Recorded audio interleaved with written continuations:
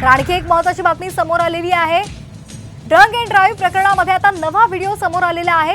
संतप्त जमावानं कारची तोडफोड केलेली आहे। अपघातानंतरचा हा कारच्या तोडफोडीचा व्हिडिओ समोर आलेला आहे। तर आताची महत्त्वाची बातमी आपण पाहतोय। ड्रंक अँड ड्राईव्ह प्रकरणामध्ये आता नवा व्हिडिओ समोर आलेला आहे। संतप्त जमावानं कारची तोडफोड केलेली होती। अपघातानंतर या कारची तोडफोड करण्यात आल्याचा हा व्हिडिओ आपण पाहतोय। तर साम टीव्हीवर आपण हा एक्सक्लुझिव्ह व्हिडिओ पाहतोय। या संदर्भात अधिक माहिती घेऊयात आमचे प्रतिनिधी सचिन जाधव यांच्याकडून। सचिन, हे प्रकरण झालं आणि त्यानंतर नवे व्हिडिओ समोर आलेले आहेत। आज सुद्धा एक नवा व्हिडिओ समोर आलेला आहे। संतप्त जमावानं कारची तोडफोड केली आहे। काय अधिकचे अपडेट्स?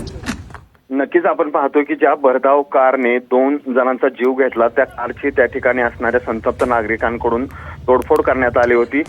शुक्रवारी रात्री पहाटे 2:15च्या सुमारास ज्यावेळेस ही घटना घडली त्या परिसरातील नागरिकांनी ज्यावेळेस त्या गाडी चालकाला, जो आरोपी मुलगा आहे त्याला आणि त्याच्यासोबत असणाऱ्या चालकाला पकडलं आणि त्यानंतर त्यांनाही त्या ठिकाणी ज्यावेळेस पकडून पोलिसांच्या ताब्यात दिलं, त्यानंतर त्या कारची तोडफोड करण्यात आल्याचा हा व्हिडिओ जो आहे तो आता समोर आलेला आहे।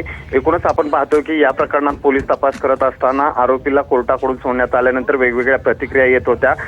संतप्त प्रतिक्रिया आल्यानंतर खरं तर त्या कारचीही त्या ठिकाणी असणाऱ्या नागरिकांकडून तोडफोड तशाच प्रकारे करण्यात आली होती, कारण त्या कारच्या भरधाव वेगाने जो 2 जणांचा जीव घेण्यात आला होता, 2 अभियंते होते, त्यांचा जीव घेण्यात आल्यामुळे खरं तर ते नागरिक त्या ठिकाणचे संतप्त झाले आणि त्यांनी या कारची तोडफोड केलेली आहे।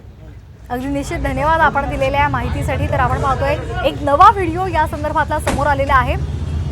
जमावानं या कारची तोडफोड केलेली आहे। अपघातानंतरचा हा व्हिडिओ समोर आलेला आहे। ही दृश्य आपण पाहतोय, हा व्हिडिओ समोर आलेला आहे। ड्रंक अँड ड्राईव्ह प्रकरणी अपघात झाल्यानंतर जमावानं संतप्त होऊन या कारची तोडफोड केलेली आहे। या अपघातामध्ये एक तरुण आणि तरुणीचा मृत्यू झालेला आहे आणि या रागातूनच या जमावानं या कारची तोडफोड केलेली आहे।